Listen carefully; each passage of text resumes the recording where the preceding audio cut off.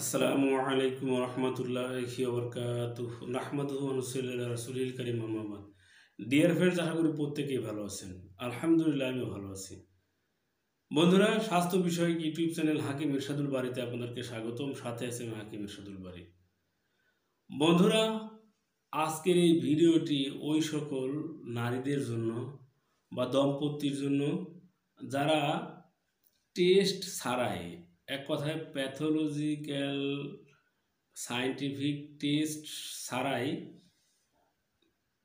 নারীর বন্ধ্যত্ব নির্ণয় করবেন কিভাবে, এবং এই বন্ধ্যত্ব নিরাময়যোগ্য কিনা, মোচনযোগ্য কিনা, সেটা কিভাবে টেস্ট করবেন সেটি আপনাদেরকে বুঝিয়ে বলবো।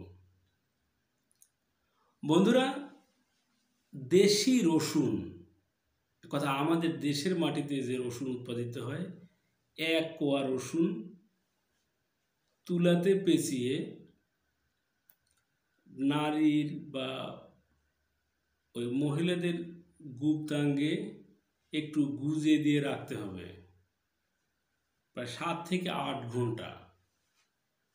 7 থেকে 8 ঘন্টা রাখার পরে যদি মুখ থেকে, এক কথায় নাক মুখের কাছে নেওয়ার ফলে যদি রসুনের গন্ধ বের হয়, তাহলে বুঝতে হবে যে এই বন্ধ্যত্ব মোচনযোগ্য বা সেরে যাবে। আর যদি রসুনের গন্ধ না বের হয়, তাহলে বুঝে নিতে হবে এটি মোচনযোগ্য নয়। তারপরও আল্লাহ তাআলা বলছেন, লা তাকনাতু মির রহমাতিল্লাহ, তোমরা আমার রহমত থেকে নৈরাশ হও না, স্বাভাবিক পন্থায় যতটুকু প্রয়োজন চিকিৎসা করার চিকিৎসা করবেন। বন্ধুরা, এই ছিল আমাদের আজকের আলোচ্য বিষয়। ভিডিওটি ভালো লাগলে অবশ্যই লাইক দিবেন, কমেন্ট করবেন, সাবস্ক্রাইব করে সাথেই থাকবেন।